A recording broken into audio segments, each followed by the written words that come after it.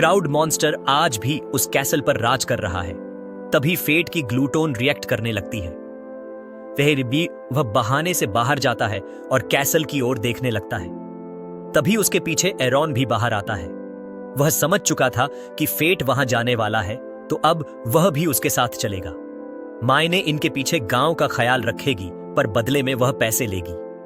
अब main gate के guard को मारने के बाद वे सीधा कैसल के अंदर घुसते हैं और देखते हैं कि यहां तो सब कुछ ठीक है। यहां एरन का परिवार, उसके गांव वाले सब जिंदा हैं। ग्रीड फेट को बताता है कि यह इल्यूजन मैजिक है। तभी एरॉन का बेटा रुक एरॉन के ऊपर हमला कर देता है, जिसको एरॉन ने रोक लिया था। रुक बोलता है कि वह सालों सालों तक उनकी गैर मौजूदगी में सबकी रक्षा करता रहा, लेकिन आपके पास हमारे लिए वक्त नहीं था। मॉन्स्टर्स ने हम पर हमला किया, पर आप यहां मौजूद नहीं थे, और जब आए हो तो हम सबको मारना चाहते हो।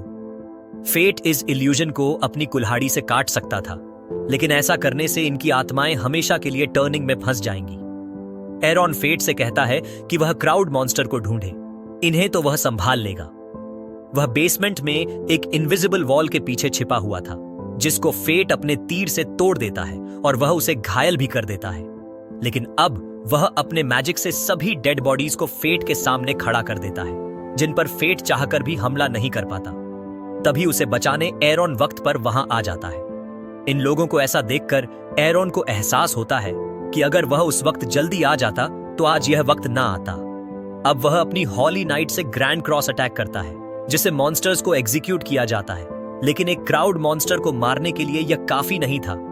तभी फेट रूट की तलवार उठाकर एरॉन के साथ मिलकर हमला करता है, जिसके बाद वह मॉन्स्टर खत्म हो जाता है। अब कैसल पर बिछा इल्यूजन भी खत्म होने लगता है। एरॉन की फैमिली को भी अब मुक्ति मिलने वाली थी। एरॉन उससे पहले अपनी हर एक गलती के लिए उनसे माफी मांग लेता है, लेकिन उन्हें उससे कोई शिकायत नहीं थी।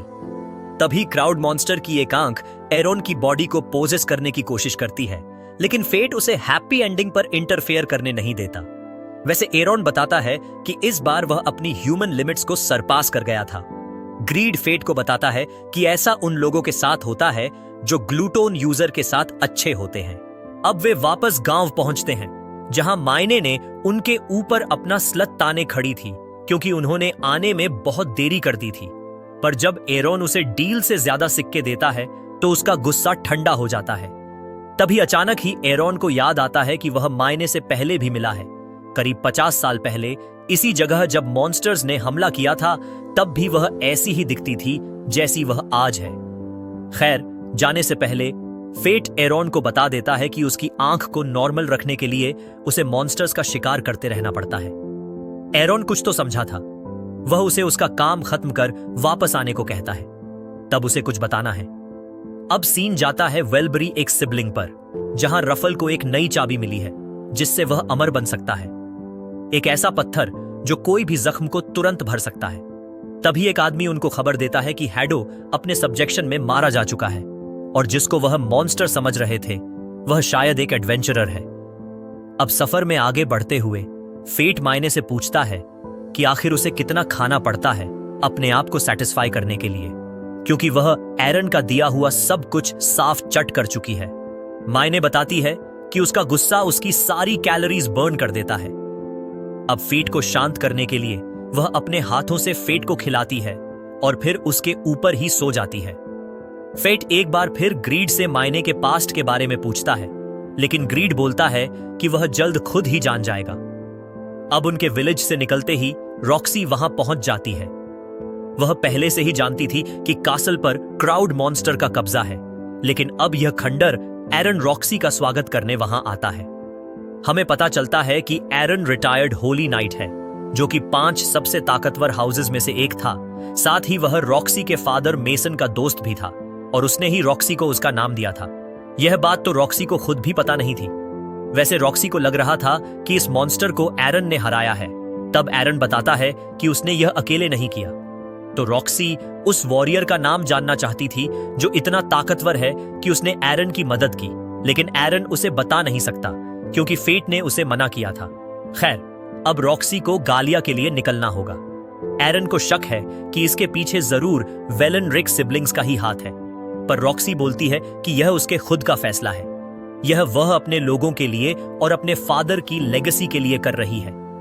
अब जाकर एरन को पता चलता है कि मेसन यानी उसका दोस्त अब नहीं रहा।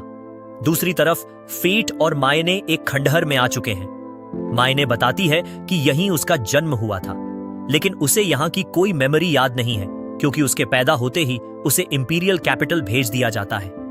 फेट को सामने एक बहुत बड़ा अंडा दिखता है।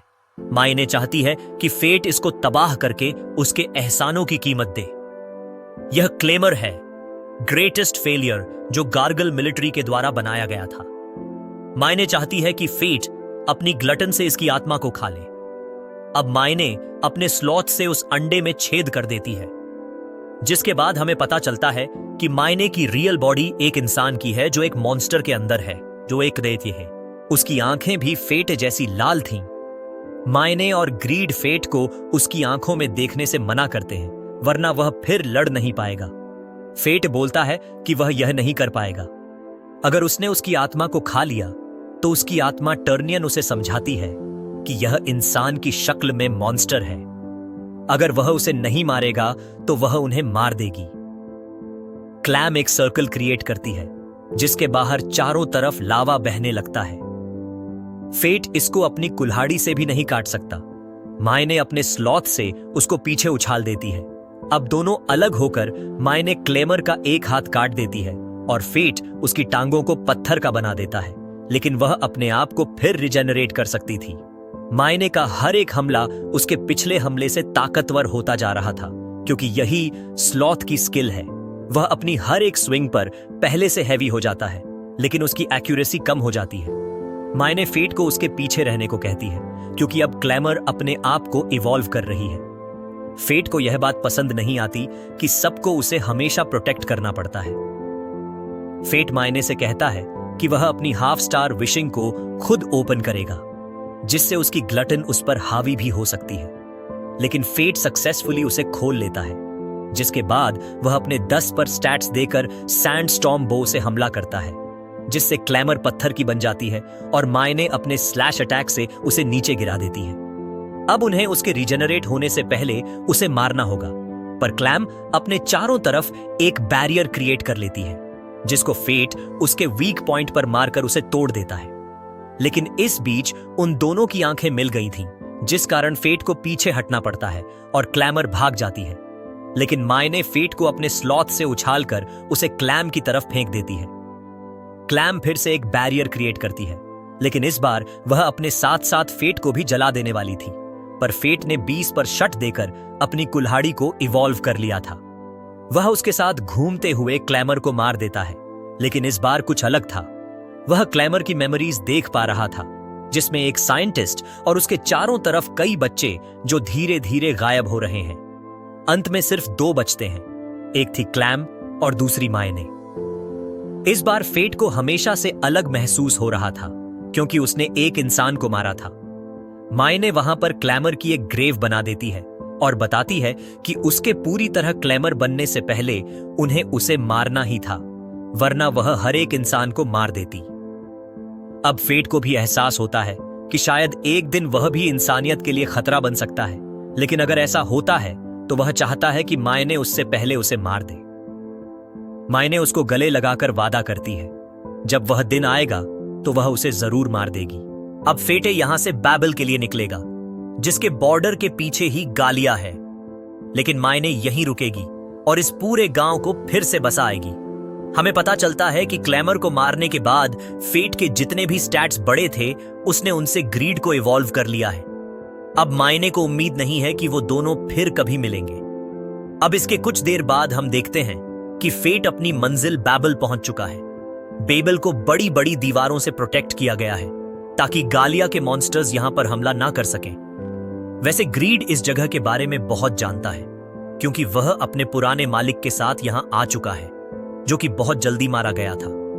ग्रीड बताता है कि डेडली सिंस के वेपन्स इमॉर्टल होते हैं। फेट देखता है कि बेबल कैपिटल के मुकाबले 5 गुना महंगा है। तभी वहां एक होली नाइट सबको जगह बनाने को कहता है, क्योंकि रॉक्सी भी बैबल पहुंच चुकी है, जिसको देखते ही वहां बहुत बड़ी भीड़ इकट्ठा हो जाती है। इस भीड़ में फेट महसूस करता है कि कोई रॉक्सी को मारने की बात कर रहा है।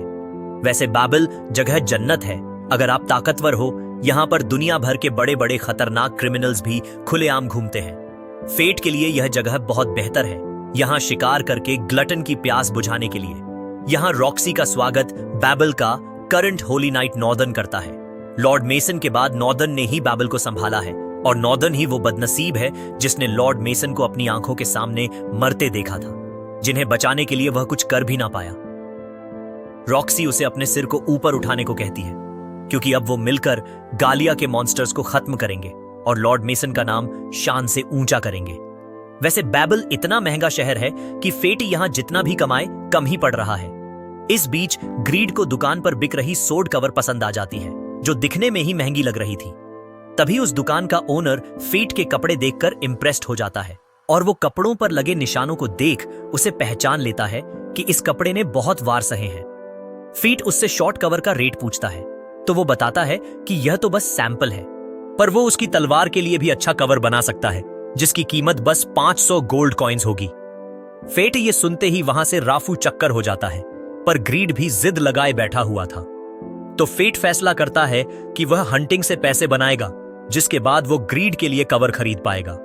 तभी कुछ एडवेंचरर्स उनके पास आते हैं। वो फेट को उन्हें ज्वाइन करने को कहते हैं, क्योंकि वो भी हंटिंग में एक मॉन्स्टर को खत्म करने जा रहे थे, पर फेट मना कर देता है और उन्हें उनकी लड़ाई खुद लड़ने को कहता है। साथ ही फेट उन्हें धमकी भी देता है कि वह रिटायर्ड होली नाइट रह चुका है, और यह पता चलते ही वह माफी मांगकर वहां से निकल जाते हैं। हंटिंग का इलाका गालिया के बॉर्डर पर था। चारों ओर से राख बन चुकी मॉन्स्टर्स की बॉडी की बदबू आ रही थी, जिनके ऊपर की भी जमी हुई थी, जो हवा तक में घुल चुकी थी। इसको सांस के जरिए अंदर लेना हल्के जहर की तरह था। माहौल यहां का बता रहा था कि यह गालिया ही है। गालिया के नॉर्मल मॉन्स्टर्स ऑक्स थे, जो कि आम मॉन्स्टर्स से तेज और कोऑर्डिनेशन के साथ हमला करते हैं। यह 50 की तादाद में आगे बढ़ रहे थे, और इनके पास खुद के हथियार थे। अब जब फेट इनको मारने आगे बढ़ ही रहा था, तभी कुछ हंटर्स भी उनके ऊपर हमला कर देते हैं। अब फेट यहां थोड़ा चिंता में पड़ गया था। वह किसी का शिकार उनसे छीनना नहीं चाहता था। तभी ऑक्स की 2 टोली और वहां आने लगती है। फेट उनकी तरफ तेजी से आगे बढ़ने लगता है, और जब वो ऑक्स उसके ऊपर हमला करते हैं, फेट अपनी तलवार को शील्ड में कन्वर्ट कर लेता है, जो किसी भी फिजिकल या मैजिक हमले को रोक सकता था। और यह शील्ड इतनी बड़ी बेवजह ही नहीं है। फेट अब ऑक्स को ढकेलते हुए आगे बढ़ता है। शील्ड से टकराने वाला हर एक ऑक्स कटता जा रहा था। हाँ, यह शील्ड इतनी ताकतवर है कि इससे टकराने वाला कोई भी बच नहीं पा रहा था। वह वहां कई ऑक्स को मार चुका था, जिससे उसकी ग्लटन भी बहुत ज्यादा बढ़ चुकी थी।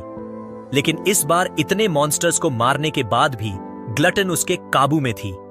शायद ये एरन की दी ट्रेनिंग का कमाल है। अब फेट अपने मारे हुए सारे ऑक्स के कानों को गिल्ड में जमा करने जाता है, जिसके बदले में उसे पैसे मिलेंगे। लेकिन वही एडवेंचरर्स जिन्होंने फेट को उन्हें ज्वाइन करने के लिए पूछा था, वो फेट की मेहनत को अपना बताने लगते हैं। फेट उनका हाथ ही मोड़ देता है, साथ ही उसने वहां सबको सबक सिखा दिया था। अब जब फेट अपने पैसे लेकर वहां से जा रहा था, तब हम देखते हैं कि वहां रॉक्सी पहुंच चुकी है। फेट हैरान था और रॉक्सी बहुत गुस्से में थी, लेकिन जब रॉक्सी को सारी बात पता चलती है, तो वो हमारे फेट यानी कॉप से माफी मांगती है कि उसे बैबल में ये सब परेशानी फेस करनी पड़ी, क्योंकि अब इस वक्त यहाँ का कोई होली नाइट नहीं है। वैसे फेट यहाँ अपनी आवाज को मोटी करके बात कर रहा था, ताकि रॉक्सी उसे गलती से भी ना पहचान ले, और रॉक्सी यहाँ फैसला करती है कि वह दोनों में से किसी को सजा नहीं देगी, ताकि बेबल में शांति कायम रखी जा सके। लेकिन अब मरिया फेट का मास्क उतारने लगती है, क्योंकि फेट रॉक्सी को अपने सामने देख अलग ही ख्यालों में खो गया था, और ये बात मरिया को पसंद नहीं आती। लेकिन मूगन और रॉक्सी उसे ये करने से मना कर देती है। अब रॉक्सी यहां फेट से उसका नाम पूछती है, जो कि कॉप है। वो उन्हें बताता है।